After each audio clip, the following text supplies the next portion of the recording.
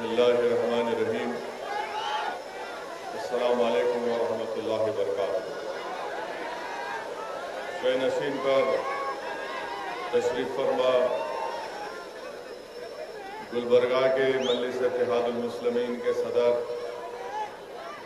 मोहतरम जनाब अब्दुल रहीम साहब, कर्नाटका के मजलिस इत्तेहादुल मुस्लिमीन के सदर मोहतरम जनाब उस्मान गनी साहब, जनरल सेक्रेटरी पठान साहब, गुलबर्गा शहर के मुअज़्ज़िज़ शख्सियात जिसमें मौलाना जावेद आलम कासमी साहब, मोहतरम जनाब इलियास बागबान साहब, वहीं पर हमारे पुराने दोस्त जनाब माजिद प्यारे साहब, जनाब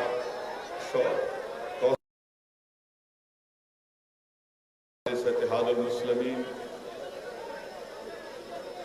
और शाहपुर से मजलिस के सदर हबीब पटेल साहब, जिवरगी के सिराज पटेल साहब, सीडम के मोहतरम जनाब अब्दुल खादर साहब, मेरे मजलिस रुफ़ा मौजूद हाज़रीन इकराम, अज़ीज़ान मिल्लत, मैं आप तमाम का शुक्रिया अदा करता हूँ कि आपने अपना कीमती वक्त निकाल कर आज मजलिस इत्तेहादुल मुस्लिमीन के इस कन्वेंशन में शिरकत की। हमारी तो ये कोशिश थी और नीयत भी ये थी कि खुले मुकाम पर एक जलसे आम हो सके, मगर कोविड की रेस्ट्रिक्शंस की वजह से हमको ये जलसा अब्दुल रहीम साहब को और उनके तमाम टीम को इस शादी खाने में करना पड़ा। मेरे अजीज दोस्तों और बुजुर्गों, मैं शुरुआत में ही एक बात का जिक्र करना बेहद ज़रूरी समझता हूँ, और ख़ास तौर से आज 30 जनवरी है और 30 जनवरी को भी हमारे मुल्क में एक बहुत बड़ी तारीखी हैसियत उसको हासिल है। मेरे अजीज दोस्तों और बुजुर्गों, मेरी इज़्ज़तदार माँ और बहनों, और ख़ास तौर से मैं अपने नौजवानों के लिए, उनको बताने के लिए, पैगाम देने के लिए बात कह रहा हूँ। 30 जनवरी को शाम 5:17 पर 1948 में महात्मा गांधी का कत्ल किया गया था, और आजाद हिंदुस्तान का अगर कोई सबसे पहला टेररिस्ट था तो उसका नाम नाथूराम गोडसे था। और इसी नाथूराम गोडसे ने नारायण आप्टे के साथ और मुख्तलिफ अपने साथियों के साथ मिलकर, जिसमें कॉन्स्पिरेसी करने में सावरकर भी शामिल थे, इन सब ने साजिश करके महात्मा गांधी का कत्ल किया। और गोडसे ने बिरला हाउस दिल्ली में जब हर शाम महात्मा गांधी मुख्तलिफ मज़ाहिब के लोगों को बिठाकर उनकी मुख्तलिफ मज़ाहिब की किताबों से या उनसे दुआ करवाते थे या उनसे उन किताबों से उनको पढ़वाते थे, तो उस दिन और उससे पहले एक तनाव का माहौल था कि शाम के वक्त में जब कभी भी महात्मा गांधी, जिसको अंग्रेजी में कहते प्रेयर मीटिंग करते, और जब कुरान की तिलावत करने के लिए कोई मुसलमान पढ़ता तो बहुत से लोग उसकी मुखालिफत करते थे, मगर महात्मा गांधी उन मुखालिफत की परवाह नहीं करते थे और कहते थे कि पढ़ो, कुरान भी पढ़ो, दीगर मज़ाहिब की किताबों को भी पढ़ो। तो उस दिन नाथूराम गोडसे ने नारायण आप्टे के साथ मजमे से चीरकर गांधी के सामने आया और गांधी के पैर पड़ा और फौरन अपने पास से एक पिस्टल निकालकर महात्मा गांधी के ऊपर 3 गोलियां बरसा दी और उसी दिन महात्मा गांधी का कत्ल हो गया। मैं नौजवानों के बात इसलिए बताना चाह रहा हूं कि नाथूराम गोडसे ने गांधी को क्यों मारा, गोडसे की सोच और गोडसे की आइडियोलॉजी क्या थी और गोडसे के पीछे कौन लोग थे। मैं सावरकर का नाम इसलिए लिया हूं क्योंकि सुप्रीम कोर्ट के रिटायर्ड चीफ जस्टिस थे कपूर, जस्टिस कपूर कमीशन की रिपोर्ट में ये बात को कहा गया कि सावरकर महात्मा गांधी के कत्ल में कॉन्स्पिरेटर थे और महात्मा गांधी के कत्ल से पहले सावरकर के घर को जाकर गोडसे और आप्टे ने सावरकर से मुलाकात की और सावरकर ने नीचे आकर उनको छोड़कर कहा कि तुम जिस मकसद के लिए जा रहे हो तुमको उसमें कामयाबी मिलेगी।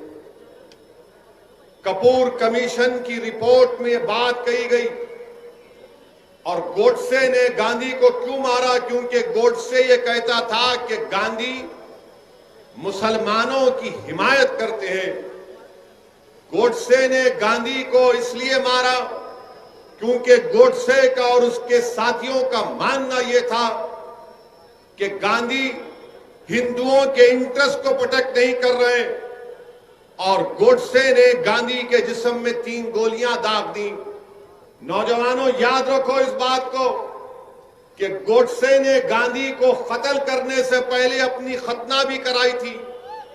और नहीं ये सुनिए आप, ये इसलिए किया था कि गोडसे को यकीन था कि जब मजमे में मैं महात्मा गांधी पर गोलियां बरसाऊंगा और लोग मुझे टूट पड़ेंगे और मुझे मारेंगे और जब मेरे जिस्म के कपड़े उतार कर देखा जाएगा तो हिंदुओं को यकीन हो जाएगा कि देखो एक मुसलमान ने गांधी का कत्ल कर दिया। ये इस सोच के आदमी थे, ये इस तरह की हरकत गोडसे ने की। मैं आज आपको ये बात बता रहा हूं कि आज भी सारी दुनिया जानती है कि अगर उस वक्त की कांग्रेस की हुकूमत सही गांधी के असैसिनेशन के कत्ल की इन्वेस्टिगेशन करती तो उसी वक्त बड़े बड़े संघ परिवार के लीडर जेल में रहते थे, मगर उस वक्त की कांग्रेस की हुकूमत ने सही इन्वेस्टिगेशन नहीं किया। आज भी गांधी के कत्ल का जो लोग उसमें साजिश रचाए आज भी वो चेहरे सामने नहीं आते। अच्छा, ये गोडसे और नारायण आप्टे कौन थे? ये नारायण आप्टे एक दीक्षित महाराज के पास गया, दोनों गए, गोडसे और नारायण आप्टे, जाकर कहा कि दीक्षित महाराज हम निजाम की पैसे लूटेंगे, तुम्हारे पास बड़े बड़े गाड़ियां, हमको बड़े बड़े गाड़ियां दे दो। तो दीक्षित महाराज ने कहा लेकर जाओ। और कई दिन हो गए तो महाराज ने कहा कि बेटा क्या हुआ, बड़ी गाड़ी तो लेकर चले गए, बोले अभी कर रहे। बाद में दीक्षित महाराज को समझ में नहीं आया तो गए, जाकर देखा तो क्या हुआ कि उनकी बड़ी अंपाला गाड़ी में नारायण आप्टे अपनी गर्लफ्रेंड के साथ इश्क रचा रहे हैं। भाई हट जाइए, भड़काऊ भाषण हो रहा है, बीच में नहीं आ रहा। ये हिस्टोरिकल फैक्ट है, हिस्टोरिकल फैक्ट है। मैं बिल्कुल सच्चाई से कह रहा हूं। वो महाराज बोले ये क्या है, तुम तो गाड़ी लेकर गए थे निजाम के पैसे लूटने के लिए और तुम यहां पर अपनी गर्लफ्रेंड के साथ हमटी डमटी मनी हनीमून क्या कर रहे हैं? ये एक पहली मिसाल।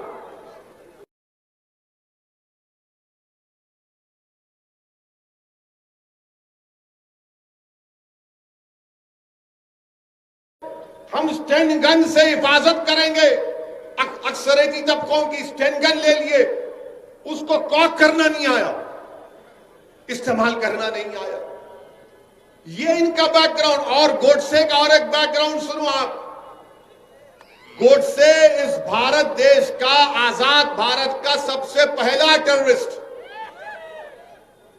और गोडसे जब पैदा हुए तो उनके मां बाप ने उनके नाक में नाक की बाली डाली और कई साल तक उनको बच्चियों के कपड़े पहनाए, क्योंकि उनसे पहले कई बच्चे होते थे, इंतकाल हो जाता था।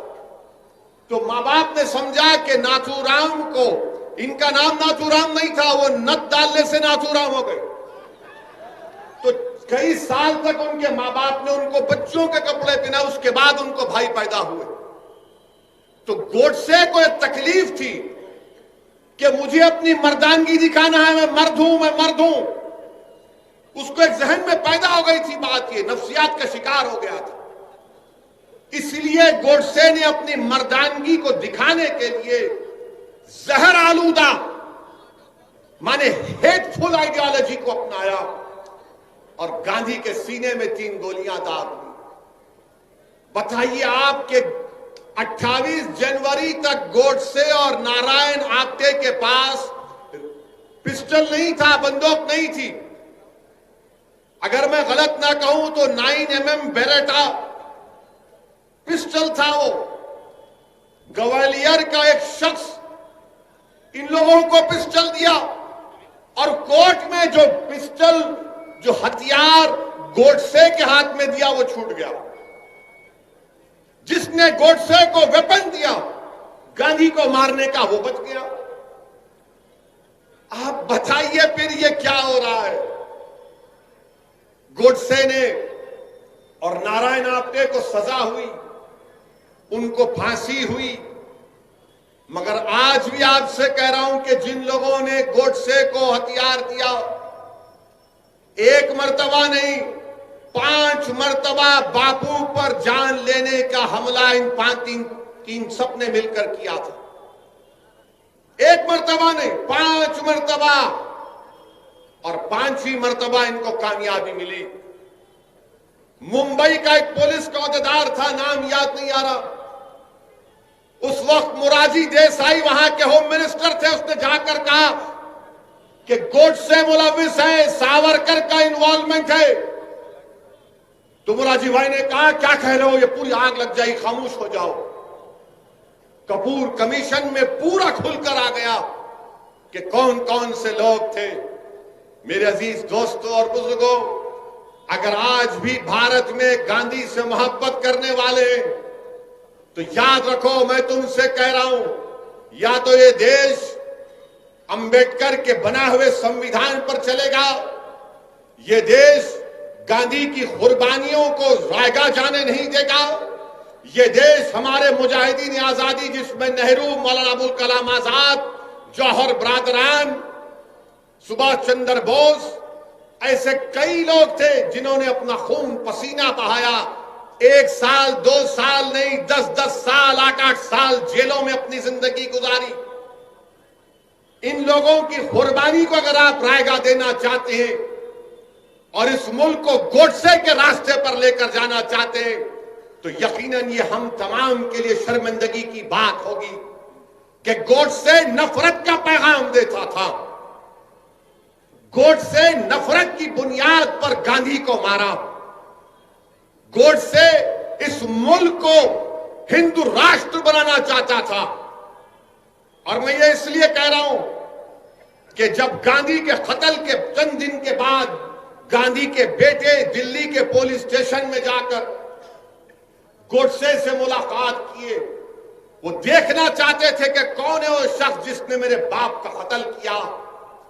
वो समझ रहे थे कि कोई दिखने में बड़ा डरावनी चेहरा होगा, हैवान होगा, मगर जब जाकर देखा तो कहा किसने मारा मेरे पिता को, तो कहा ये खुद आवाज आई कि मैंने तुम्हारे बाप को गोली मारी, मेरा नाम नाथूराम गोडसे है।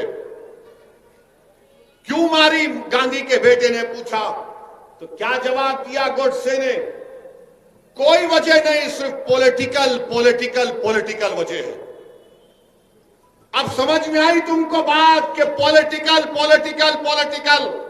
ये गोडसे के जितने मौजूदा चेले हैं जो इख्तिदार की कुर्सियों पर बैठकर भारत में हिंदू और मुसलमानों की नफरत पैदा कर रहे हैं, ये गांधी के मानने वाले नहीं, ये अंबेडकर के संविधान के मानने वाले नहीं, ये नेताजी सुभाष चंद्र बोस की कुर्बानियों को मानने वाले नहीं, ये जौहर बरादरान और मौलाना अबुल कलाम आजाद की कुर्बानियों को मानने वाले नहीं, ये गोडसे के जानशीन है। और ये तमाम गोडसे के जानशीनों ने ही, ये तमाम गोडसे के जानशीनों ने ही दिल्ली की सड़कों पर सिखों का कत्लेआम किया। ये तमाम गोडसे के जानशीनों ने ही भारत की सरजमीन में हिंदू और मुसलमानों में फसाद करवाया। ये तमाम गोडसे के जानशीन हैं जिन्होंने 6 दिसंबर को बाबरी मस्जिद शहीद की। ये तमाम गोडसे के जानशीन हैं जिन्होंने आसाम में नल्ली का मैसेकर किया। ये तमाम गोडसे के जानशीन हैं जिन्होंने मुरादाबाद में फसाद किया। हर जगह पर अगर देखा जाए तो गोडसे के चाहने वाले हैं, क्योंकि गांधी का जो चाहने वाला है, यकीनन गांधी हिंदू थे, अपने मजहब पर चलते थे, राम को बड़ा मानने वाले थे, मगर गांधी जिस मोहब्बत और अकीदे से राम को मानते थे, ये आज मौजूदा दौर के गोडसे राम के नाम पर मुल्क में नफरत पैदा करना चाहते हैं। क्योंकि जब गांधी को गोली मारी गई तो गांधी ने क्या कहा है? राम कहा। गांधी ने क्या कहा था? इसलिए नौजवानों, फर्क समझो। ये गोडसे के जानशीन जो आज हमारे सामने हैं, इनको पहचानो, जो नफरत पैदा करना चाहते हैं हमारे भारत में। इनके पास इख्तिदार होगा, इनके पास ताकत होगी, मगर याद रखो, इंसान की तारीख गवाह है कि हमेशा जीत मोहब्बत की हुई है, नफरत को शिकस्त हुई है, और इंशाअल्लाह ताला मोहब्बत गालिब होगी शिकस्त को, और ये नफरत को शिकस्त होगी इंशाअल्लाह ताला। इसीलिए मेरे अजीज दोस्तों और बुजुर्गों, ये बात आपके सामने अर्ज करना बेहद जरूरी था। और ये संघ परिवार के लोग बोलते हैं, नहीं गोडसे हमारे पास नहीं था। कहां से आया? आसमान से टपका उन्हें। गोडसे का भाई का फ्रंट लाइन मैगजीन का इंटरव्यू है संघ परिवार के लोगों। उनके भाई का नाम शायद गोपाल गोडसे था, जिन्होंने फ्रंट लाइन के इंटरव्यू ने कहा कि अडवाणी झूठ बोलता है। हमारा भाई नाथूराम गोडसे संघ परिवार का इंटेलेक्चुअल वर्कर था। हम बचपने से आरएसएस से वाबस्ता थे। और आप कहते नहीं नहीं, अरे कितना नहीं नहीं बोलेंगे, हर चीज तुम्हारी सामने है। और तुम ये समझ रहे हो कि बिल्ली अगर आंख बंद करके दूध पीती है तो दुनिया नहीं देखती, दुनिया जानती है आप कहां से आ रहे हैं। मेरे अजीज दोस्तों और बुजुर्गों, एक और वाकया सुनो। जब नाथूराम गोडसे को कोर्ट में फांसी की सजा दी गई थी, तो कोर्ट में बैठने वाले वकील और लोग रो रहे थे। वो समझ रहे थे देखो कितना बड़ा देशभक्त है गोडसे, उसको फांसी की सजा दे दी गई। क्या आज तुम नहीं देखते नजारे वो? क्या आज तुम नहीं देखते नजारे वो कि जो लोगों का कत्ल करते हैं? रकबर खान को राजस्थान में एक शख्स ने जिंदा जला दिया, वीडियो निकाला, फिर कुड़ाड़ी से उसको मारा, वीडियो आज भी है। जब उस शख्स को राजस्थान के अदालत में लाया गया तो उसको जुलूस की शक्ल में लाया गया, जैसा लाया गया कि इनके बहन का शौहर था और अपने पहले मर्तबा अपने ससुराल को आ रहा है। और कोर्ट की बिल्डिंग पर खड़े होकर एक भगवा झंडा लहरा दिया गया, एक भगवा झंडा लहरा दिया गया। क्या तुम नहीं देखते? क्या तुमने नहीं देखा, हमारी आंखों ने नहीं देखा कि जब झारखंड में एक शख्स को 20 रोड पर मारा गया पकड़कर, सिर्फ इस झूठे इल्जाम पर कि उसके पास गोश्त निकला, अदालत ने उन मुल्जिमीन को कातिल करार दिया, हाई कोर्ट से बेल हुई तो एक मरकजी वजीर उन कातिलों का खैर मुकद्दम करते फूल का हार पहनाकर। क्या तुम्हारी आंखों ने नहीं देखा कि जब अखलाक को मार दिया गया और अखलाक के मारने वाले के क्यों उसकी मौत हुई तो सिटिंग मिनिस्टर जाकर उसके जनाजे पर फूल चढ़ाता है? क्या तुम्हारी आंखों ने नहीं देखा कि भारत में जुलूस निकाले गए कि देश के गद्दारों को गोली मारो फुला फुला को? मेरे अजीज दोस्तों और बुजुर्गों, इसीलिए मैं कह रहा हूं, इस देश को अगर बचाना है तो गोडसे के जानशीनों से बचाना है। इस भारत को अगर बचाना है तो गोडसे की नफरत की आइडियोलॉजी से बचाना है। और मैं आज देखा टीवी पर हमारे मुल्क के वजीर आजम प्रधानमंत्री बापू को खराजी अकीदत पेश करते राजघाट जाकर। क्या हमारे मुल्क के वजीर आजम को नहीं मालूम कि जस्टिस कपूर कमीशन की इंक्वायरी ऑफ रिपोर्ट में बात कही गई कि सावरकर को कॉन्स्पिरेटर थे? बताओ क्या यह झूठ है या सच है? आप गांधी को भी खराजी अकीदत पेश करेंगे और सावरकर को भी अपना हीरो मानेंगे? अरे ये कैसा मुमकिन है? दो समंदर के किनारे कभी एक नहीं हो सकते। मगर ये काम आज बीजेपी और संघ परिवार आपके सामने देख लो। आप मेरे अजीज दोस्तों और बुजुर्गों, ये बात आपको समझना बेहद जरूरी है, क्योंकि अगर हमको इस मुल्क को बचाना है तो नफरत की आग को बुझाना पड़ेगा।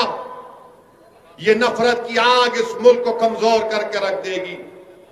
और लोग कहते हैं, मुझसे एक मीडिया के लोगों ने सवाल किया कि 26 जनवरी के दिन जो कुछ लाल किले में हुआ वो शेमफुल डे था। मैंने कहा बिल्कुल सही है, नहीं होना था। हम हर तशद्दुद की और वायलेंस को कंडेम करते हैं।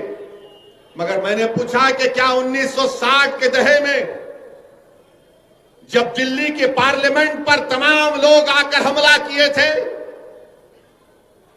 कि गायकशी के खिलाफ कानून बनाओ, हिंदी को जबान बनाओ, तो क्या वो शेमफुल डे नहीं था?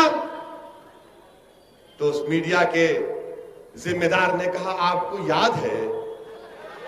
बोला, बहुत याद है, हमको बाबा आदम से लेकर अब तक पूरी तारीख याद है। मैंने कहा, इस दिल्ली की सड़कों पर सिखों को उनके जिंदा सिखों के गलों में जलते हुए टायर डाले गए। एक कांग्रेस का बड़ा लीडर रिकाबगंज की गुरुद्वारा के सामने ठहर कर सिखों का कत्ल करवाया, वो मिनिस्टर बन गया किसी रियासत का। क्या वो शेमफुल डे नहीं था? बाबरी मस्जिद को शहीद करना शेमफुल डे नहीं था, जिसको सुप्रीम कोर्ट ने कह दिया शेमफुल डे था? जहां आपको सूट करेगा शेमफुल, और जहां आपको नहीं सूट करेगा बोलेंगे ये हमारा फुला दिवस है। मेरे अजीज दोस्तों और बुजुर्गों, ये हमारे मुल्क की मौजूदा राजनीति है। ये जलसा मजलिस इत्तेहादुल मुस्लिमीन के का एक कन्वेंशन के तौर पर जनाब अब्दुल रहीम साहब की जेर क़यादत ये जलसा रखा गया। मैं गुलबर्गे को इसलिए आया हूं कि आप तमाम से अपील करने के लिए कि आप मजलिस इत्तेहादुल मुस्लिमीन को मजबूत करिए। मैं आपके पास इसलिए आया हूं कि आपके सफों से किसी को यहां पर आप ही अपना एक कायद बनाइए, अपना लीडर बनाइए, जो कर्नाटका की असेंबली में जाकर बेबाक तरीके से आपके मसाइल की तर्जुमानी कर सके। मैं यहां पर इसलिए नहीं आया हूं कि अपने आप को लीडर बनाने के लिए, मैं यहां पर इसलिए आया हूं कि जो पॉलिटिकल वैक्यूम पैदा हो गया मरहूम खबरुल इस्लाम साहब के इंतकाल की वजह से, उस पॉलिटिकल वैक्यूम को आपको फिल करना है, उस कमी को आपको पूरा करना है, मुझे नहीं आपको करना है। मैं बस इसलिए आया हूं कि आपको याद दिलाने के लिए ये वैक्यूम है, इस वैक्यूम को पूरा करो। इस पॉलिटिकल वैक्यूम को आपको पूरा करना है।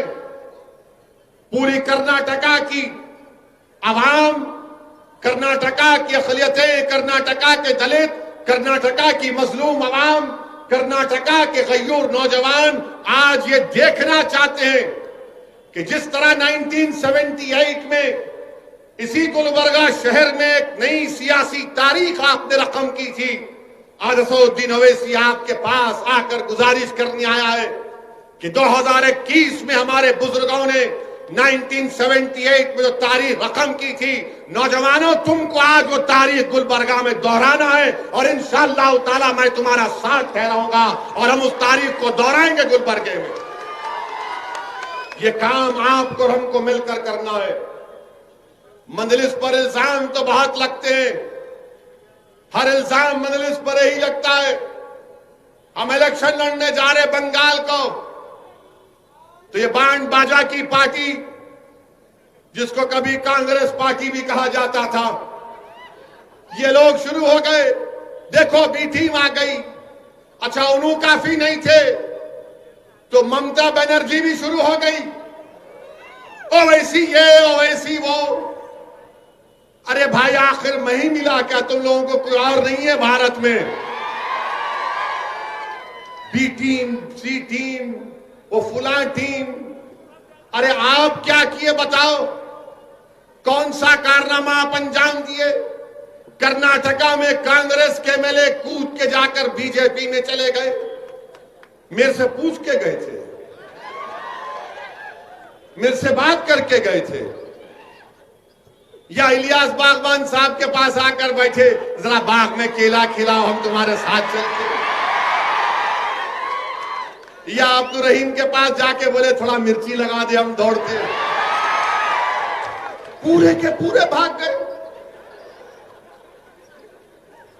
अरे पतली गली पकड़ के भाग रहे, तुमको भागने वाला नजर नहीं आ रहा, तुमको एक ही मर्द नजर आ रहा। अल्हम्दुलिल्लाह तुम्हारे लोग भाग गए, भाग के रिजाइन करके जीत भी गए, मिनिस्टर भी बन गए, और आपको कोई नजर नहीं आ रहा। अरे हिम्मत है तो बोलो ना उनको। उनको नहीं बोलते पैसा लिया बीजेपी से, ना ममता बोलती ना कांग्रेस बोलती। जहां बात आती मुसलमान की तो पैसे की बात आ जाती। बताओ ये तुम्हारी फिरका परस्ती है, ये तुम्हारी घटिया सोच है कि जहां पर ओवैसी का नाम आया तो बी टीम, और जहां पर तुम्हारी पार्टी का आदमी भाग गया तो बोलते नहीं भटक गया, उन्हें वापिस आ जाता उन्हें। फिर मीडिया वाले पूछते ओवैसी, अरे नहीं नहीं उन्हें तो पूरा उनका ही है। मैं किसी का नहीं हूं, ना कभी किसी का रहूंगा। इंशाअल्लाह ताला मैं तुम्हारा था और तुम्हारा ही रहूंगा इंशाअल्लाह ताला। असदुद्दीन ओवैसी का तारुफ यह है, सुनो, मैं किसी तारीफ का मोहताज नहीं हूं। मैं पाक रसूल मोहम्मद सल्लल्लाहु अलैहि वसल्लम के दर का कुत्ता हूं, ये मेरी तारीफ और तारुफ है। मुझे किसी की तारीफ या हिमायत या वाहवाह की जरूरत नहीं है। मैंने हमेशा कहा और आज भी कह रहा हूं कि अल्लाह सुब्हानहू तआला ने अपने हबीब पाक सल्लल्लाहु अलैहि वसल्लम के सदक़े और तुफैल में मुझे इतनी इज्जत दी कि मैं कभी सोच भी नहीं सकता था कि मैं उस मुकाम पर पहुंचूं। मेरे अजीज दोस्तों और बुजुर्गों, लगाएंगे नारा, आखिर में लगाएंगे, बहुत लगाएंगे, लगाएंगे।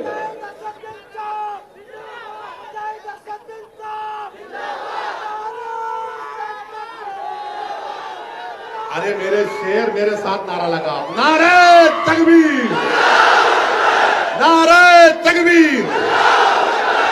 अब एक और नारा लगाना है, वो किसानों तक जाना। वो लड़ रहे मोदी के खिलाफ सिंगूर बॉर्डर पर। मेरे शेरों लगाएंगे नारा आप तो लगाओ, हिंदुस्तान, भारत, भारत।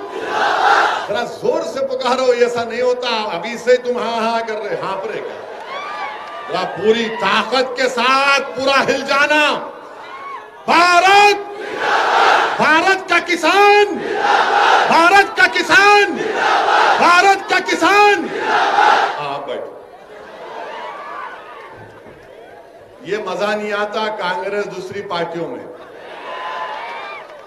अपने पास ही चलता ये मिर्ची है ना यहाँ पर। मजलिस से मुखालिफत, हम बिहार में इलेक्शन लड़े, बिहार में इलेक्शन 20 सीट पर लड़े, 20 सीट पर हम इलेक्शन लड़े। अच्छा, पहले बिहार से पहले कर्नाटका पे असेंबली के इलेक्शन में हम कुमारस्वामी और देवेगौड़ा साहब की तायद करें। ये हमारे को नहीं मालूम था तायद करे। जब उन्होंने सीएम बन रहे थे, मैं मुल्क से बाहर था, उम्रा करने जा रहा था। बोले आप आओ, मेरा मैं नहीं आता। बोले क्यों नहीं आते? मेरा मैं डाइस पे नहीं खड़े रहता, एक से एक हमा किस्म के लोग बैठे, मैं नहीं आ सकता। और आप बहुत बड़ी गलती कर रहे कुमारस्वामी, कांग्रेस के साथ जाकर आप पछताएंगे, याद रखना। गए, मगर आप देखे तो क्या है, कुमारस्वामी भी बीजेपी के साथ हाथ में हाथ पकड़ के रोमांस कर रहे हैं। चेयरमैन हमारे को दे दो, तुम वाइस चेयरमैन। ये कैसा मोहब्बत है रे तुम लोग? एक पे रहना ना, वो भी नहीं। अब चेयरमैन का इलेक्शन है, हमारे को चेयरमैन दे दो, हमारे को वो दे दो। अरे गारत का घड़ा बढ़ता नहीं तुम लोगों का? जो भी हमारे को लाओ लाओ लाओ लाओ लाओ, जो भी है खींच लो। मेरे अजीज दोस्तों और बुजुर्गों, बिहार में 20 सीट पर हम लड़े, 5 पे अल्हम्दुलिल्लाह अल्लाह ने कामयाबी दी। अब बचे जो 15 सीट है, 9 सीट पर आरजेडी, कांग्रेस, सीपीआई, सीपीएम, सीपीएमएलए बनके महागठबंधन बनाए। 9 पे वो जीत गए हमारे खिलाफ, 6 पे नीतीश कुमार और बीजेपी जीते। अच्छा, वो 9 जो जीते, जहां पर हमारे 9 कैंडिडेट थे, उनकी मेजॉरिटी हमारे को वोट मिले, उससे बढ़ के मिले। जो 6 एनडीए जीती, पानी पिला रहे, इतनी हिम्मत तुम्हारी? हम सबको पानी पिला रहे हो, हमारे को बॉटल दे रहे। 6 सीट पे एनडीए जीती, उनका जो टोटल वोट था वो मजलिस के उम्मीदवारों से बढ़ के था, हर कैंडिडेट का। मगर उसके बाद शुरू हो गए, देखो उन्हू करे, देखो उन्हू करे। अरे प्यारे, 70 साल से कोई तुम्हारे सामने खड़ा नहीं हुआ था, अब खड़ा हुआ बोलने के लिए, हो मैं खड़ा हूं, तुम्हारे को रहूंगा, क्या करते करो तुम। अब क्या किया तुमने बताओ? आज बिहार की सरजमीन पर, सीमांचल की सरजमीन पर, सीमांचल की जनता ने मजलिस-ए-इत्तेहादुल मुस्लिमीन को कामयाब किया। और वहां की खास तौर से खवातीन से जब जाकर मीडिया के लोग पूछते थे अब की बार किसको वोट देंगे, वो गोल टोपी वाले को दे रहे। मेरे को जब मालूम हुआ, मेरा गोल टोपी तो सबकी गोल रहती, ये बोले नहीं वो गोल टोपी वाला। तो मीडिया के लोगों ने बोला क्यों देंगे? तो हमारी मां और बहन ने कहा कि उसको सत्ता से मोहब्बत नहीं है। ये बात बिल्कुल सही है। हमको इख्तिदार की कुर्सियों पर बैठना हमारा मकसद नहीं है। हमारा मकसद यही है कि दलित मुसलमान से इंसाफ हो। मुझे कोई मिनिस्टर बन के अपनी गाड़ी पे लाल लाइट लगाए टाई टाई करके निकलना नहीं है। मेरा मकसद यह है कि अगर मेरा नुमाइंदा कामयाब होगा तो वो जब ऐवान असेंबली में जाएगा तो गरीबों की आवाज बनेगा, वो मजलूमों की आवाज बनेगा, वो हक के लिए लड़ेगा, ऐवान को हिला के रख देगा। हमको अब तक हम सिर्फ ओहदों के लिए कामयाब करते आए, अब हमको ओहदों की जरूरत नहीं है, मिनिस्टर की बनने की जरूरत नहीं है। हमको बेबाक नुमाइंदे चाहिए जो मुसलमानों के मसाइल को समझे, जो दलितों के इंसाफ के लिए लड़े। ये मजलिस-ए-इत्तेहादुल मुस्लिमीन का पैगाम। इसीलिए आज आप देखते हैं कि जहां हम जाते हैं वहां पे शुरू हो जाते। मेरे अजीज दोस्तों और बुजुर्गों, कर्नाटका में इंशाअल्लाह ताला आने वाले बल्दिया के इंतखाबात में, चाहे गुलबर्गा हो, बीजापुर हो, बिदर हो, जहां कहीं भी हम लड़ेंगे इलेक्शन इंशाअल्लाह ताला। इलेक्शन का आगाज बल्दिया के इलेक्शन से होगा। बल्दिया में आप कामयाब करेंगे तो असेंबली में इंशाअल्लाह ताला कामयाबी मिलेगी। असेंबली में कामयाबी मिलेगी तो फिर दिल्ली को आप किसी को अपना रुकने पार्लिमान बनाकर बजाएंगे। लोग कहेंगे सदुद्दीन ओवैसी तुम हमको सपने दिखा रहे हो, तुम हमको ख्वाब दिखा रहे हो। मैं तुमसे कह रहा हूं कि अभी भी कह रहा हूं कि ख्वाब देखना शुरू करो, तुम ख्वाब देखना शुरू करो। इंशाअल्लाह ताला हम मेहनत करेंगे, जुस्तजू करेंगे, कुर्बानियां देंगे, लड़ेंगे, जेल को जाएंगे, हुकूमतों से टकराएंगे, मगर ये वक्त हमारे ख्वाबों को पूरा करने का है। अगर आज नहीं करेंगे तो आने वाली नस्ल हमसे कहेगी कि अब्बा जब तुम 30-35 साल के थे, अगर तुम थोड़ा सा मेहनत कर लेते, अगर तुम थोड़ा सा मजलिस का परचम उठा लेते तो वही परेशानी का मुझे सामना नहीं करना पड़ता अब्बा जो तुमने अपनी जवानी में तकालीफ उठाई थी। तो आने वाली नस्ल के लिए हमको अपनी सियासी जदोजहद करना है, अपनी आने वाली नस्लों के लिए, उनके रोशन मुस्तकबिल के लिए। और भारत की तल हकीकत याद रखो नौजवानों, इस मुल्क की तल हकीकत यह है कि जिसके पास आवाज है, जिसके पास उसके नुमाइंदे हैं, उसी की बात को सुना जाता है। जिसके पास कोई नहीं है उसको कोई नहीं सुनता। इसीलिए मेरे अजीज दोस्तों और बुजुर्गों, मुत्तहिदा तौर पर अपने के कोर्ट का इस्तेमाल करिए। कांग्रेस पार्टी अब में दम खम नहीं है, मैं बार बार कह रहा हूं, इनसे नहीं हो पाएगा, इनसे नहीं हो पाएगा। इनको बड़ी तकलीफ जरूर होगी कि ये गुलबर्गा में आकर, कर्नाटका में आकर, मुल्क मुल्क में जाकर हमारे बारे में ऐसी बात कर रहा है। अरे हकीकत यही है। अगर आज मुल्क में यूएपीए का कानून में मासूम लोग जेलों में सड़ रहे हैं, 80 साल के बूढ़े को ऐनक नहीं दी जाती, पीने के लिए स्ट्रॉ नहीं दिया जाता, तो फिर इसका जिम्मेदार यही कांग्रेस पार्टी है, यही कांग्रेस पार्टी है। इन्होंने यूएपीए बनाया था। फिर जब 2008 में चिदम्बरम थे मिनिस्टर, होम मिनिस्टर, मैं यूपीए में था, मैंने मुखालिफत की, आपने यूएपीए को और मजबूत किया। फिर अमित शाह ने कानून लाया 2019 में, यही कांग्रेस ने लोकसभा राज्यसभा में उस कानून की तायीद की।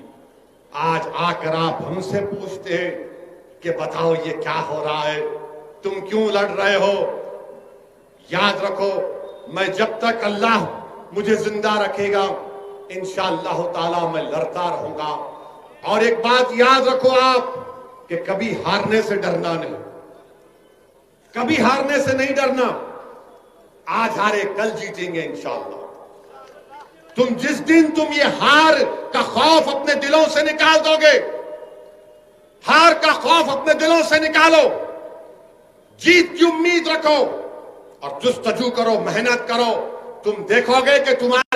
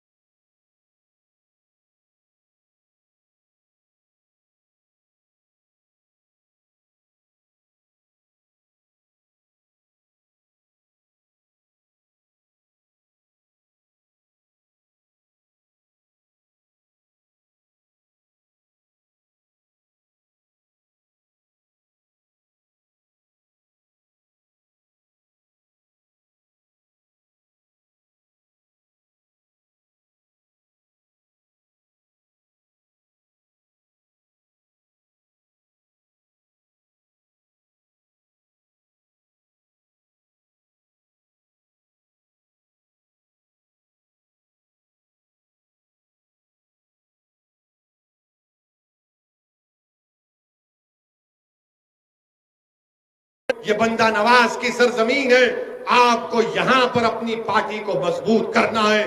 और मुझे यकीन है कि इंशाअल्लाह ताला जिस तरह बिहार में मजलिस को कामयाबी मिली, मुझे यकीन है कि इंशाअल्लाह ताला मुल्क के कोने कोने में, खास तौर से कर्नाटका में, मजलिस को आप अपनी दुआओं से, अपनी मोहब्बतों से नवाज कर मजलिस को कामयाब और कामरान करेंगे। मेरे अजीज दोस्तों और बुजुर्गों, यहां पर बीजेपी की हुकूमत एक नया कानून पास कर दिए कि पहले गाय कशी पर कानून था, अब तो बोले कि कुछ भी नहीं कटना, कटना ही नहीं कहते, कुछ भी नहीं काटना, काटना ही नहीं। अच्छा क्या कानून बना है? मैं देख रहा था, गाड़ी में आते आते पढ़ रहा था, अजीब व गरीब कानून बनाए चीफ मिनिस्टर कर्नाटक का। क्या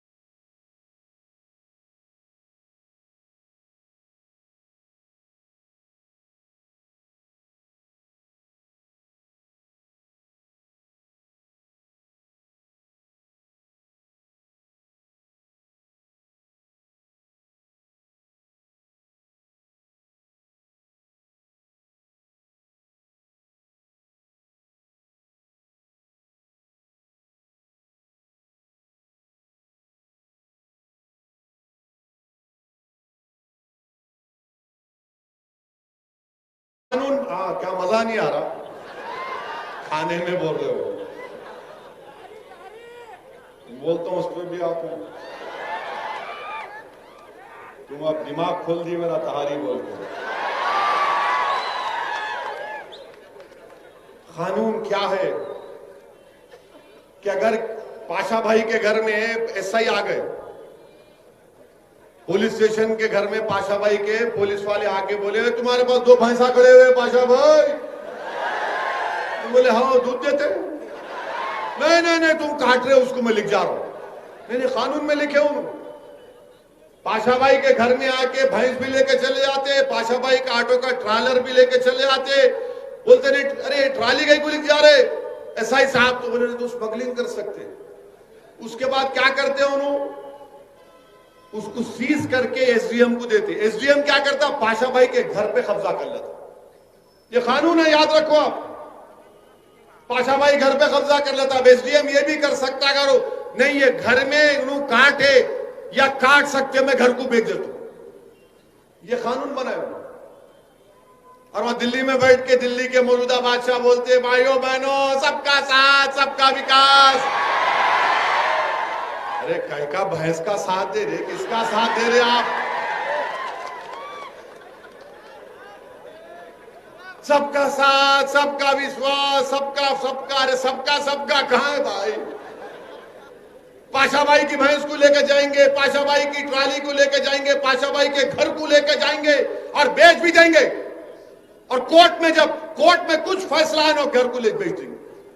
ये कानून बना है, अजीब और गरीब कानून। अच्छा फिर उसके बाद आपको मालूम कि चाहे भैंस हो बैल हो, ये जितने कैटिल हैं, इसकी कोई चीज खराब नहीं जाती। इसकी हड्डियां जेलेटिन फार्मास्यूटिकल में जाते। सींग जो होते हैं, सींग से बटन बनता, मत नहीं बनाते बटन। तुम बटन बगैर बटन के पहनो, हमको बगैर बटन कर रहे, तुम बगैर बटन करो, दिखाओ चलो। उससे सींग से बटन बनता। आपको मालूम कि ये जो हड्डियों की और जेलेटिन की इंडस्ट्री कितनी है? 2000 करोड़ की इंडस्ट्री है ये पूरे मुल्क में। और कर्नाटका के जो बूचर एसोसिएशन ने सही कहा कि 40-50 लाख के करीब लोगों का रोजगार बर्बाद हो जाएगा। क्यों कर रहे हैं आप ये? क्या आप नहीं जानते कि यह किसानों का मसला है? क्या करेगा किसान जब भैंस दूध नहीं देगी? क्या करेगा किसान जब गाय दूध नहीं देगी? आप खरीदो ना उन लोगों से, खरीदो उन लोगों से जब गाय और भैंस दूध नहीं देती, खरीदो आप। अब आप देखेंगे कि पूरे छोड़ देंगे गाय और भैंस को, वो किसानों के फसलों को जाकर खा लेंगे। इस तरह का कानून आप कैसा बनता? वो मुर्गी के चमड़े से बनता, बकरी के चमड़े से बनता। क्रिकेट खेलेंगे मगर तू मटन नहीं खाना। ये क्या बात है भाई मेरे, क्या बात है बताओ आप? एक मजाक बना के रख दिए इस मुल्क में आप। अच्छा फिर आप देखें, हाँ चप्पल भी। अच्छा बात करें कि बीजेपी वाले बोलते क्या ओवैसी संविधान में नहीं लिखा है आर्टिकल 48? प्यारे मेरे कान में फूल नहीं है, मैं भी थोड़ा पढ़ा लिखा हूं। डायरेक्टिव प्रिंसिपल है। आप याद रखो नौजवानों, कहीं डिबेट हुई तो तुम्हारे को बोल आर्टिकल 48 है, तुम बोलो आर्टिकल 47 पढ़ा तू। अरे जाहिल हौले, पढ़ा नहीं पढ़ा बोल। आर्टिकल 47 क्या बोलता मालूम आपको? भारत का संविधान का आर्टिकल 47 ये बोलता कि हुकूमत की जिम्मेदारी है कि न्यूट्रिशन, ताकत में, बच्चों में, भारत के बाशिंदों में न्यूट्रिशन का इजाफा हो। दूसरा बोलता कि आपकी जिंदगी का मियार उठे। तीसरा ये बोलता कि लोगों की सेहत अच्छी हो। और चौथा आर्टिकल 47 ये बोलता कि साइंटिफिक टेम्परामेंट पैदा हो। आर्टिकल 47 में न्यूट्रिशन। अच्छा आप देखो बाप, कर्नाटका में नेशनल फैमिली हेल्थ सर्वे का चौथा राउंड हुआ। उन्होंने क्या कहा कि शेड्यूल ट्राइब, शेड्यूल कास्ट के खास तौर से इसमें 39% बच्चे स्टंटेड हैं, यानी जो उनका हाइट होना उससे कम होता। आप बताओ कि गरीबों के, शेड्यूल कास्ट के, शेड्यूल ट्राइब के बच्चों का जो स्टंटेड ग्रोथ है 37%, और अंडर नरिश्ड यानी उनका वजन जो उम्र में रहना नहीं होता वो कितने 40%, और एनीमिया में खून नहीं है 56% कर्नाटका में ऐसे बच्चे जो 6 साल की उम्र को पहुंचे तक एनीमिक होते। अब आप क्या कर रहे हैं इन लोगों? अच्छा आपको मालूम, अगर आप बड़े का कलेजी खा लिए, बड़े की खाए कलेजी का भी खाए ना, कितने लोग खाए? हाथ उठाओ। या नहीं खाए? शर्माओं को खाए तो खाए, कोई चुन नहीं है। आपको मालूम एक कलेजी अगर आप खाए तो 1.5 किलो दाल से ज्यादा उस कलेजी में ताकत होती। मैं ये नहीं बोल रहा हूं दाल नहीं खाना, मैं तो बहुत मजे से खाता हूं दाल को। वो इसलिए कि ये साइंटिस्ट ने कह दिया कि कलेजी खाने से iron, zinc, vitamin A, B12, calcium का उसमें बहुत ज्यादा होता। अच्छा मैं हमारे सलीम साहब को बोला था गुलबर्गे में दाल की कीमत तो मालूम कर लो। चना दाल 180 रुपए किलो, माशाल्लाह सही है मिर्ची से। मूंग दाल 90 रुपए किलो, मसूरी की दाल वो भी 90, तूर दाल 105 रुपये, और बड़े की कीमत 280 रुपये। 280 कलेजी ला के पका के खा तो गरीब टन टनाटन दौड़ता हूं मैं। गरीब का फायदा होना ना, गरीब का फायदा नहीं होना। मोदी जी बोले नहीं तुम 180 की चना दाल खा रहे, कहां से लाएंगा आप? 15 लाख के 15 पैसे नहीं दिए। अगर 15 लाख देते तो बोलता वही खाता, वो भी नहीं दिया। ये साइंस है, मेरा बोलने का तरीका समझाने के लिए बोल रहा हूं, मगर ये साइंस है। और ये बोल रहे कानून बना रहे आप, हमारे चीफ मिनिस्टर कर्नाटका। अच्छा फिर आप ये भी देख लो भारत में कितने लोग गोश्त का बीफ खाते, बीफ और बफलो। 2011 का सेंसस है 8.35 करोड़ लोग बीफ और बफलो खाते। पूरे गरीबा हैं, दलित, शेड्यूल ट्राइब, शेड्यूल कास्ट, मुसलमान, पूरे गरीबा हैं। कोई बकरे का गोश्त नहीं खा सकता। अपने बच्चों को ताकत दिला, जो लेबर काम करता, एक टाइम का खाना खाता। आप भूखा रख रहे पूरे देश में, पूरा देश गरीबों से भूखा है। आप बोलते मैं डाला ना पैसे, अरे कहां डाले भाई? मेरे अजीज दोस्तों और बुजुर्गों, अच्छा ये लोग बार बार बोलते नहीं ये खाली ओवैसी बोलता बड़ा बड़ा Kalyani biryani. Indus valley civilisation, 5000 साल पुराना सिविलाइजेशन, वहां जाकर वहां के एक्सपर्ट्स आसारे कदीमा के खोद के निकाले तो किसकी हड्डियां निकले मालूम पड़े कि 5000 साल पुराना इंडस वैली सिविलाइजेशन। और आप बोलते नहीं करना।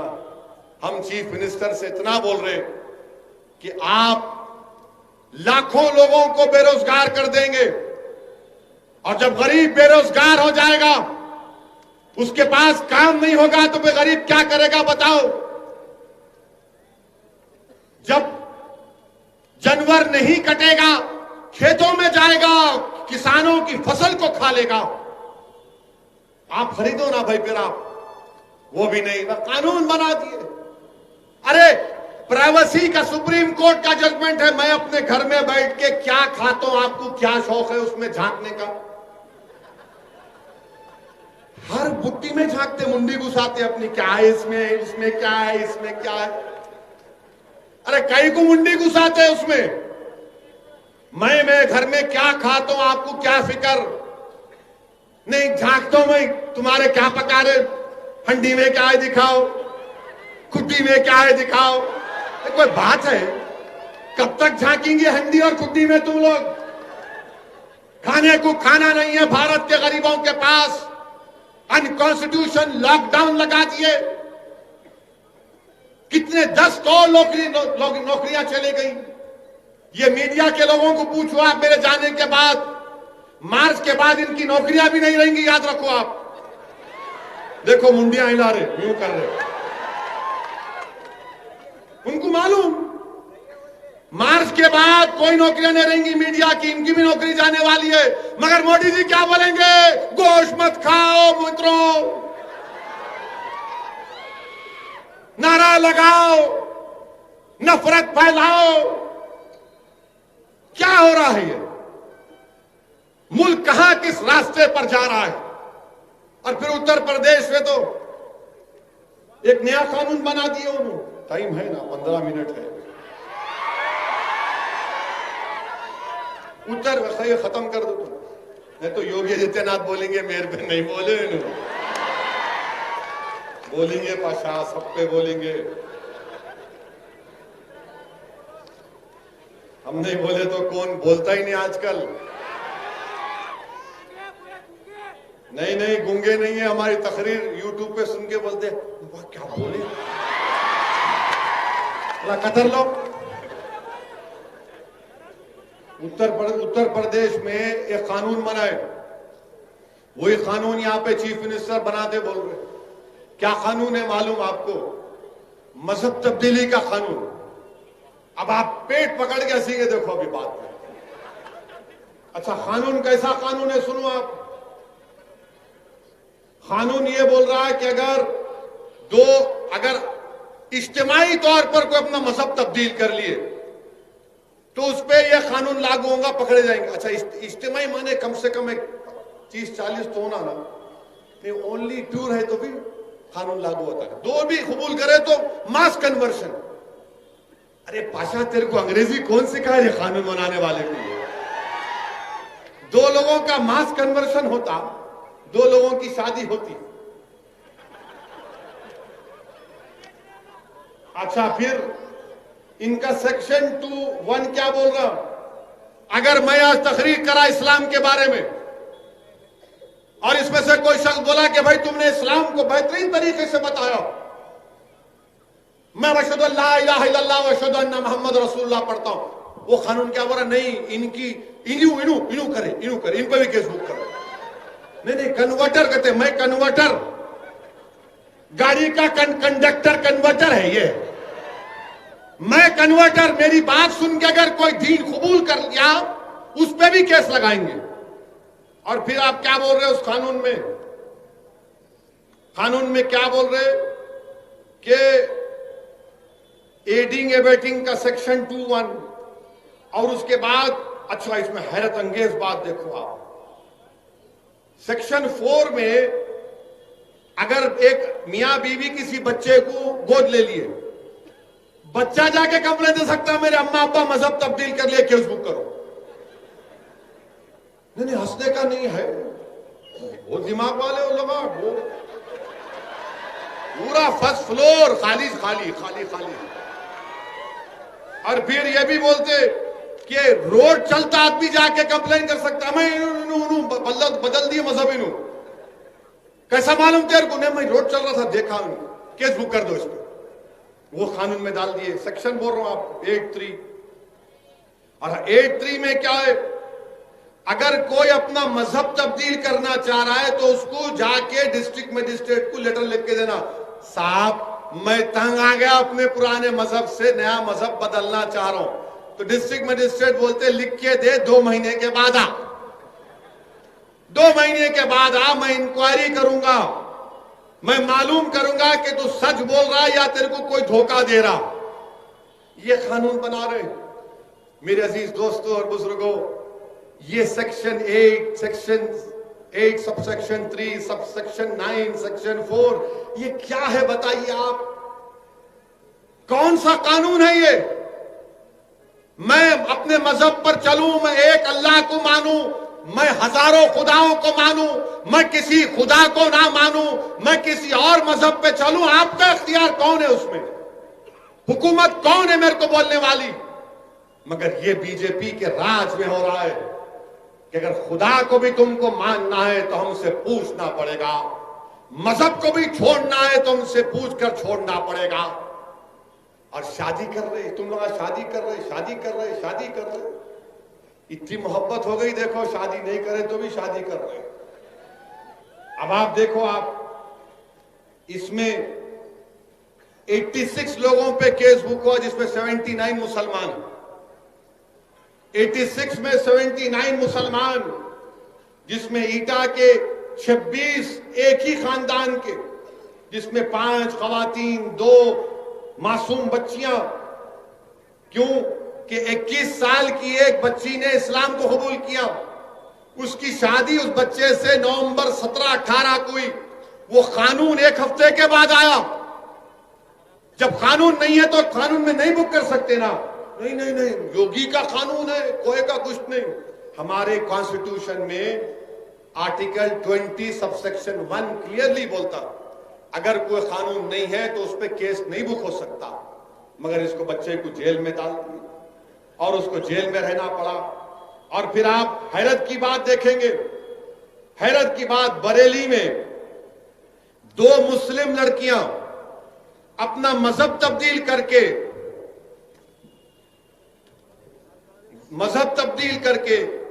शादी करते हैं तो पुलिस उनको प्रोटेक्शन दी, पुलिस उनको प्रोटेक्शन दी। एक मुसलमान बच्चा अपने कॉलेज के दोस्त के साथ बैठ के पिज्जा खाया तो उसके बाप के पास जाकर उस पर प्रेशर डाल के बोले, देख तेरी बेटी को इन्हें मुसलमान बनाना चाह रहा, केस बुक करके। वो बच्चा अब तक जेल में पड़ा हुआ है। उसका जुर्म क्या है? खाली पिज्जा खाया हुआ। उसका बाप बोल रहा कि मेरे को पुलिस वाले मजबूर करे केस बुक करने के लिए। ये इनका कानून है मेरे अजीज दोस्तों और बुजुर्गों। ये मुल्क को किस रास्ते पर लेके जा रहे हैं आप देखो। कौन बोल रहा है इनके खिलाफ? कोई नहीं बोल रहे, और हम भी टीम है। और मेरे अजीज दोस्तों, अब ये बीजेपी वाले बोलेंगे हो रहा नहीं हो रहा। अरे दीवाने, इंडियन पिनल कोड का आईपीसी 493 के अगर मैं किसी को धोखा देकर शादी करता हूं, कोई मर्द अगर किसी औरत को धोखा देकर शादी करता तो सजा है 10 साल की। सेक्शन 503 आईपीसी का क्या है? कानून मौजूद है। मगर अब क्या हो रहा, अब ये जो नाम निहाद जो सेकुलर लोग हैं ना, जब मैं ट्रिपल तलाक पे आकर हम मुखालिफत कर रहे थे, जुलूस निकाल रहे थे, ये सब बोल रहे थे असदुद्दीन ओवैसी क्या कर रहे हैं आप मुस्लिम बहनों पर जुल्म कर रहे हैं, उनको कुचला जा रहा है, दबाया जा रहा है, आप क्यों साथ दे रहे हैं? मैंने कहा शादी एक सिविल मैटर है, शादी एक सिविल मैटर है, इसमें क्रिमिनल पीनल प्रोविजन नहीं आना चाहिए। आज वही लोग मेरे को फोन करके बोले कि असद साहब, उस वक्त अगर हम आपकी बात को समझ जाते तो आज हम ये गलती नहीं करते थे। शादी कोई भी किससे भी कर सकता है, कौन रोक सकता भाई? इश्क आ गया, बोलता मैं मजनू हो गया, बस आंखों पे पर्दा पड़ जाता, कुछ भी नहीं, उससे करता हूं। अब्बा बोलते, नाना बोलते, दादी बोलते, अम्मा बोलते, देख तेरा दूध माफ नहीं करूंगी, नहीं बोलता अम्मा बाद में माफ कर, पहले शादी करा दे।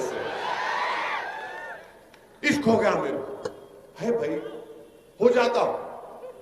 अगर आप घर में सही तरबियत नहीं देंगे तो ऐसी होता, मगर इश्क है। इसीलिए बंदा नवाज क्या बोले थे, बंदा नवाज क्या बोले मालूम आपको?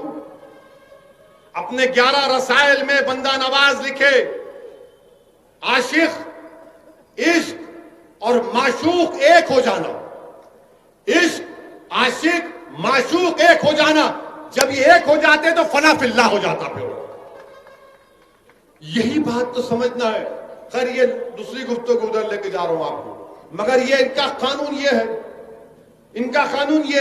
अच्छा, आप कानपुर में एक एसआईटी बनाई गई, जो कानपुर की एसआईटी ने 14 केसेस में इंक्वायरी करके कहा कि ना फॉरेन फंडिंग हुई, ना किसी पर जोर जबरदस्ती करके मुसलमानों ने शादी की।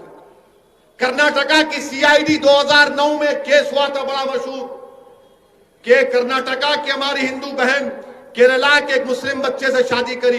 कर्नाटका की सीआईडी ने कहा कि कोई दमी नहीं है। हदिया का केस सुप्रीम कोर्ट तक चला गया। आप बताइए मुल्क कहां जा रहा है? मैं किससे शादी कर रहा हूं, आप आके झांकते? क्या खा रहा हूं मेरी कुंडी में आके झांकते? भूखे हम, खाने को खाना नहीं है। लॉकडाउन के बाद इकोनॉमी बर्बाद हो गई, मगर इसकी कोई फिक्र नहीं है बीजेपी के लोगों को। मेरे अजीज दोस्तों और बुजुर्गों, आज आप देखते हैं कि हमारा किसान जो आपको हमको खाना खिलाता है, उस पर लाठियां बरसाई जा रही हैं, उसको मारा जा रहा है, उनके सरों को फोड़ दिया जा रहा है। मैं गुलबर्गा की इस मुबारक सरजमीन से सिंगूर के किसानों को पैगाम दे रहा हूं कि हम आपके साथ हैं। यह आपकी लड़ाई नहीं है, हमारे किसान भाई और बहनों, हम आपके साथ हैं। आप लड़िए। और एक बात मालूम हो गई, याद रखो मेरी इस बात को। नरेंद्र मोदी पार्लियामेंट में इतनी बड़ी उनकी मेजॉरिटी है, 300 के करीब उनके एमपी, 300 से ज्यादा है, पार्लियामेंट में सुनने तैयार नहीं है। नहीं, मैं बोल दिया कानून बना दो, मैं वक्त का बादशाह हूं, मेरा फरमान जारी हो गया। याद रखो, अगर इख्तियार के नशे में, गुरूर में डूबकर तुम इस तरह के कानून बनाओगे तो भारत की जनता के पास अब कोई रास्ता नहीं बचा सिवाय रोड पे निकलने के, सिवाय पुरअमन एहतजाज करने के। आप और हमने CAA के खिलाफ एहतजाज किया, सारी दुनिया ने, सारे मुल्क के लोगों ने उसका नोट किया। हमने शाहीन बाग किया, मुल्क के कोने कोने में हमारी मां और बहनों ने निकलकर CAA के कानून के खिलाफ की आवाज उठाई, दुनिया ने देखा। मेरे अजीज दोस्तों और बुजुर्गों, याद रखो, एहतजाज सियासत का एक बहुत बड़ा हिस्सा है। अगर तुम सिर्फ जलसों में सुनकर, नारे लगाकर, आंख में आंसू लाकर अपने घर को चले जाओगे और फिर उस पैगाम पर अमल नहीं करोगे तो कुछ हासिल होने वाला नहीं है। मैं आपसे सिर्फ यही अपील कर रहा हूं कि ये वक्त उठने का है। नौजवानों, ये वक्त हासिल करने का वक्त है। ये वक्त अपनी पार्टी के परचम को बुलंद करने का वक्त है। अब सेकुलरिज्म की जिम्मेदारी हमारे कंधों पर अब नहीं रह सकती। ये सेकुलरिज्म के नाम पर मुसलमानों को धोखा देते रहे, अब सेकुलरिज्म की जिम्मेदारी दूसरे पार्टियां निभाएंगी। अरे सब लोग एक होकर बीजेपी को कामयाब पे कामयाब करते जा रहे हैं, और हम क्या है, हमारे हाथ में एक डब्बा दे, बजा सेकुलरिज्म, बजा सेकुलरिज्म। कोई सेकुलरिज्म को बजाने की जरूरत नहीं है। आपकी पार्टी आपके पास है, इस पार्टी को मजबूत करिए। और इंशाअल्लाह ताला मुझे यकीनन वो दिन नजर आ रहा है कि जब गुलबर्गा में मरहूम कमरुल इस्लाम साहब की कमी को आप ही के दरमियान से कोई मर्द मुजाहिद उठेगा और उस कमी को पूरा करेगा। वो मरहूम का सही मानों में जानशीन बनेगा। असदुद्दीन ओवैसी सिर्फ आपको इस बात की तरफ तवज्जो दिलाने के लिए आया है कि अपनी पार्टी को मजबूत करिए, अपनी पार्टी को कामयाब करिए, मुत्तहिद रहिए। डरने और घबराने की जरूरत नहीं है। लोग तुमसे आकर डराएंगे, लोग तुमसे आकर लाखों बातें करेंगे। लोग मुझसे पूछते कि तुम्हारे को बहुत से लोग डराते, तुमको लोग क्या क्या नहीं कह देते। मेरे अजीज दोस्तों और बुजुर्गों, याद रखो, किसी शायर ने बड़ा अच्छा कहा था कि शाहों के तकब्बुर से भी दबकर ना रहा मैं। किसी शायर ने कहा कि शाहों के तकब्बुर से भी दबकर ना रहा मैं, किस बारगाह खास का आखिर हूं गदा मैं। याद रखो, हम तमाम मोहम्मद मुस्तफा सल्लल्लाहु अलैहि वसल्लम के उम्मती हैं। हमारे लिए अल्लाह काफी है, हमारे लिए अल्लाह काफी है। अल्लाह जमीन और आसमान का मालिक है, अल्लाह जमीन और आसमान का खालिक है। आसमानों से बारिश बरसाने वाला अल्लाह है, सूरज और चांद को निकालने वाला अल्लाह है। अल्लाह हमारा मुहाफिज है। अल्लाह पे खूब तवक्कल करो नौजवानों, अल्लाह की जात पर तवक्कल करो। अपने आप में एतमाद को पैदा करो, अपने आप में कुव्वत को पैदा करो। जमहूरियत के तकाजों को समझो, जमात को मजबूत करो और जमात के परचम को लेकर आगे बढ़ो। इंशाअल्लाह ताला हम कर्नाटका में गुलबर्गा में एक नई तारीख रकम करेंगे। वाखिर दावान अल्हम्दुलिल्लाह।